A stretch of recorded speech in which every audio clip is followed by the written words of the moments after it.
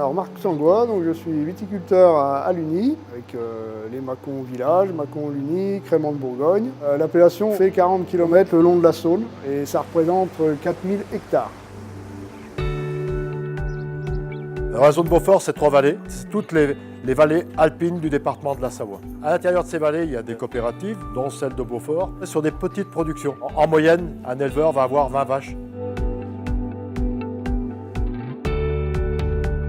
Le piment d'Espelette, il est cultivé à Espelette depuis plusieurs siècles. C'est un produit de terroir. Nous sommes les seuls en France métropolitaine à produire du piment destiné à être transformé en épices.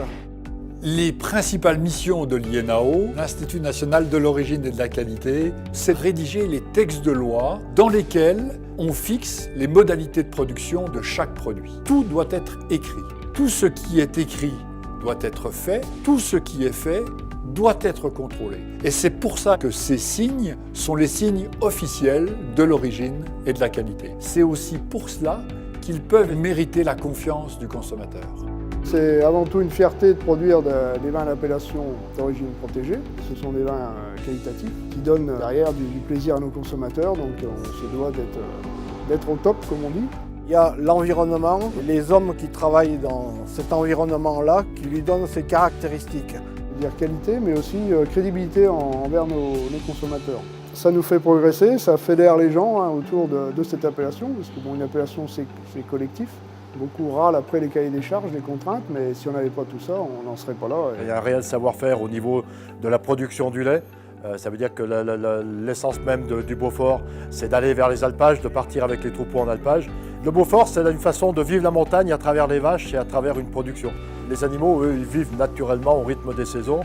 Et le fait d'être au contact des animaux, ça nous permet de suivre en fait cette évolution-là.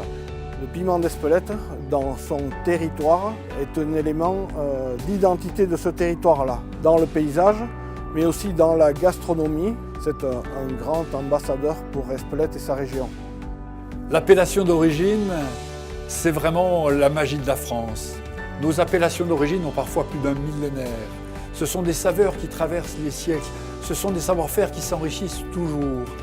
Et ce terroir très particulier, une nature de sol, un climat, une pluviométrie. Grâce au savoir-faire des hommes, ça va apporter une signature à un fromage, à une huile d'olive, évidemment à nos grands vins de Bourgogne, de Bordeaux, de Champagne, de Cognac. Une signature unique, non reproductible. Le piment d'Espelette, il est là pour donner du relief à un plat. Il peut trouver sa place en tant qu'ingrédient dans toutes les cuisines du monde. C'est des vins frais, joyeux, à boire assez jeune. C'est un produit de terroir, de caractère. C'est une excellente épice. Je dirais que c'est un fromage qui est doux, qui en même temps a du caractère, qui est convivial, qui est rapidement indispensable si on y prend goût. Un terroir unique, un savoir-faire unique, un produit unique.